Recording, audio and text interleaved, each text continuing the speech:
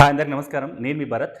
అయితే ఈ Insta reels పిచ్చి వల్ల జనాల్లో ఏ విధంగా పిచ్చి పెరిగిపోయి ప్రాణాల మీదకి తెచ్చుకుంటున్నారో కొన్ని నేను ఉదాహరణలు చెప్పబోతున్నా.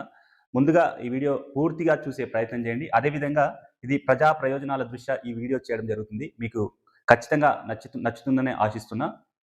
అయితే ఇక మనం వీడియోలోకెళ్ళినట్టయితే గత ఒక 20 రోజుల క్రితం మనం ఒక వార్త చూసే ఉంటాం మనమందరం కూడా. కేరళలో ఒక యువతి బస్సులో వెళ్తూ ఒక వీడియో తీసింది. ఒక వ్యక్తి తన శరీర భాగాలను అసభ్యంగా తాకుతున్నాడంటూ ఆమె ఇంటెన్షనల్‌గా ఒక వీడియో తీసి వ్యూస్ కోసం, వైరల్ కోసం, ఫాలోవర్ల కోసం ఆ వీడియో తీసి ఇన్‌స్టాలో పోస్ట్ చేయడంతోటి ఆ వీడియో కాస్త వైరల్ కావడం, ఆ వైరల్ అయిన వీడియో ఆ వ్యక్తి చూడడం, ఆ బాధను భరించలేక ఆ వ్యక్తి మరణించిన విషయం మనందరికీ తెలిసిందే. ఆ తర్వాత ఆ అమ్మాయిపై ఎఫ్ఐఆర్ కావడం, ఆ అమ్మాయిని అరెస్ట్ చేయడం ఇవన్నీ మనం చూసినాం. అయితే ఆ ఘటన మరవక ముందే ఈరోజు ఇంకో సంఘటన చోటు చేసుకుంది.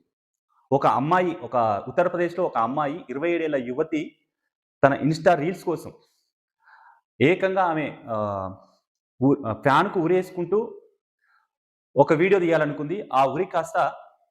ఆహ్, తీయాలనుకున్న ఉరి కాస్త నిజంగానే కుర్చీ బ్యాలెన్స్ కోల్పోయి ఆమె మెడకి బిగుసుకోవడంతో ఆ అమ్మాయి మరణించింది.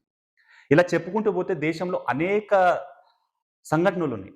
వింత వింత సంఘటనలు. ఒకడైతే పొయ్యి రైలు కింద పండుకొని ఆ రైలు మీదంగా పోతుంటది. వాడు వీడియో తీసి పోస్ట్ చేస్తుంటాడు.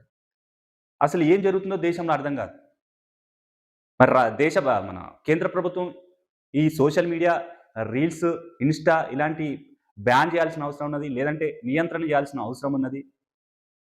మనం ఆర్టికల్ 370లో రామ మందిరాలు కట్టడమే కాదు. ముఖ్యంగా ఈ రీల్స్ వల్ల అనేక మంది విచిత్రంగా ప్రాణాలు పోయే పరిస్థితులు ఏర్పడుతున్నాయి కాబట్టి, కఠినమైన చట్టాలు చేయాల్సిన అవసరం కేంద్ర ప్రభుత్వం పైన ఉన్నది. మీరు కూడా ఈ అభిప్రాయాన్ని ఏకీభవిస్తే ఖచ్చితంగా ఈ వీడియోని షేర్ చేసే ప్రయత్నం చేయండి. Thank you. ధన్యవాదాలు.